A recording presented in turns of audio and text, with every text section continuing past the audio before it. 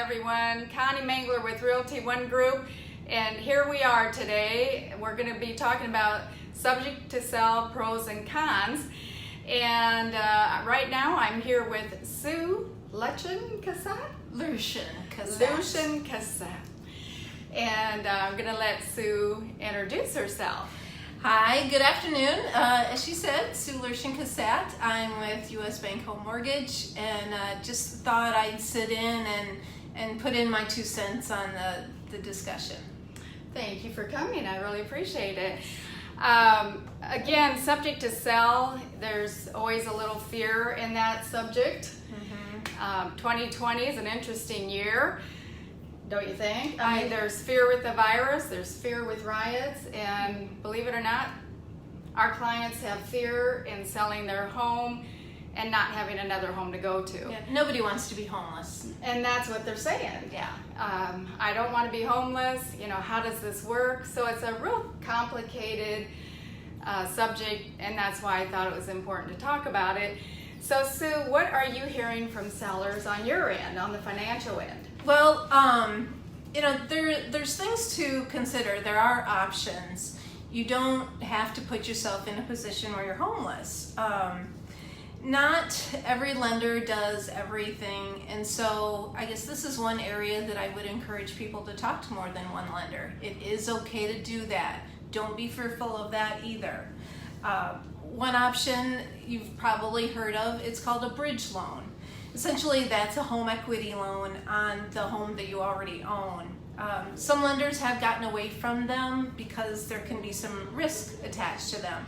There's an unknown final sales price on the sale of your house, and you know, obviously there might be some expenses that you have, a realtor commission, inspections, maybe you'll have your property tax prorate you'll have to pay, some legal costs.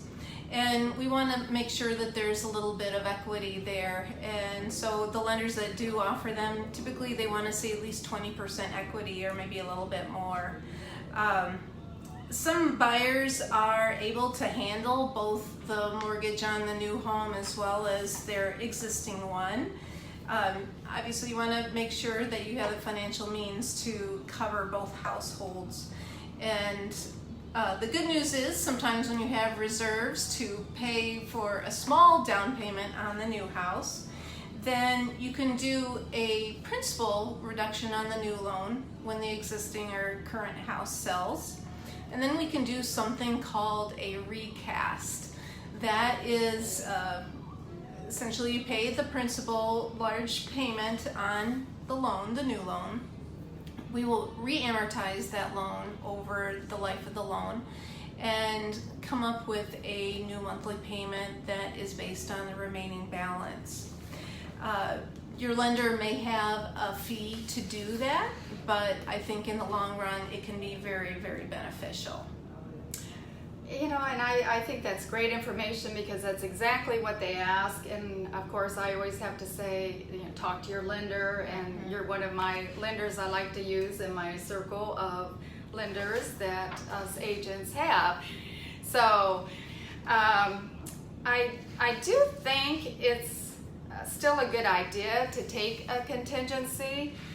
So like us as agents, when we have a seller who's selling their home and they're also trying to buy a home, we say I'm on the end of this helping the seller and a buyer's coming in. I just feel it's good to tell the seller to take a contingency because it doesn't really affect the seller at all. They still keep their house live on the market, and it holds that buyer bounded to that home, so they can't go look at other homes now. Now they're held to that home, and if the seller doesn't end up selling the home, say it's a hot market right now, which it is, so I can't really see taking a contingency unless it's been on the market a couple weeks. But again, it's holds the buyer to your home. The buyer can't go out and look at other homes now, and you can still keep it active on the market. So if another buyer does come in and doesn't have to sell their home, then you like everything about that offer and you negotiate back and forth. You both agree that you'll go ahead and take that new offer. Then the subject to sell buyer has usually 48 to 72 hours clause to come up with a way to buy the home without it subject to selling their home. So it can be a domino effect. We've had 3 and 4 in a row where all the buyers had to sell their home. And so then if they can't come up with a way to purchase the home, then they have to sign and terminate the offer. And the new buyer, the newest buyer that they negotiated an offer on, is now the one that gets to buy the home. So I always think it works. Here's a scenario that just happened. I was showing a home in Milan, and we wrote an offer on it subject to them selling their home. So everything was negotiated. It was a good offer. And then we got a call later that day. The agent decided to talk the seller out of doing a contingency subject to sell. Yeah.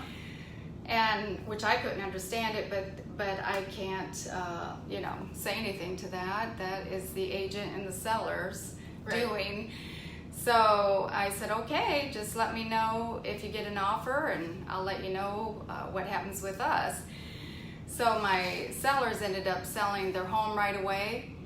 They weren't tied to the Milan home any longer and found another home. So see, And that was a so lost now you deal. know what happened. The agent called me 2 weeks later. Did your buyers sell their home? I said they sure did, and they bought another home because they weren't tied Lost to the Milan opportunity. home anymore. So it was a lost opportunity, and that happens too. But personally, the way I do my sales on my own home, I look for 3 homes first, and I have them in mind. Today's hot market, boy, they sell fast. But I looked for 3 homes first, especially ones that have been on the market a while. Listed my home because I knew the first person that saw it would buy it. Well, the first 2 that saw it, so I had double offers, Nice.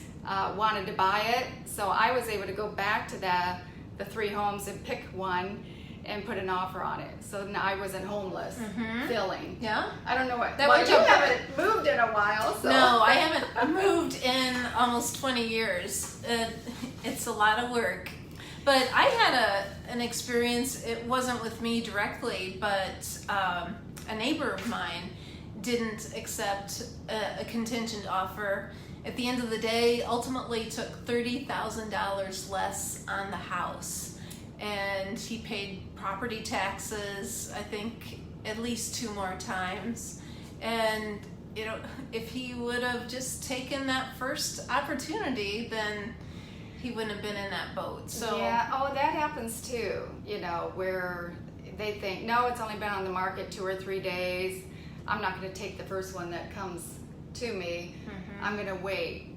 And it's usually the first one, especially if you agree on the price. Try to negotiate and get that deal to go through, because it could be months later where nothing happens. So. Exactly. Yeah, you just don't know the future, and so it's good to take Well, advantage. we wish we had a crystal ball, but we don't. Oh so. my gosh, I wish I had a crystal ball. Especially now in life. Well, thank you for watching. Thank you, Sue, for being here. Do you have any last thoughts? I guess really be comfortable in asking questions. I guess that really is a key. And talk to people who are professionals. Uncle Tom or Aunt Betty might be helpful minded, but they're not experts in the industry. So go to those people who are experts in the industry, like Connie. And of course, please feel free to give me a call. I'm happy to go over your situation and I can give you my advice. I'm one of those people that I'm a straight shooter. I just really don't think beating around the bush is helpful to anyone. And so I'm happy to go over your questions. Just give me a call. And what's your phone number? 309-644-0101. Thank you. County Mangler Realty One Group, 563-528-2355. Thanks for watching our live video.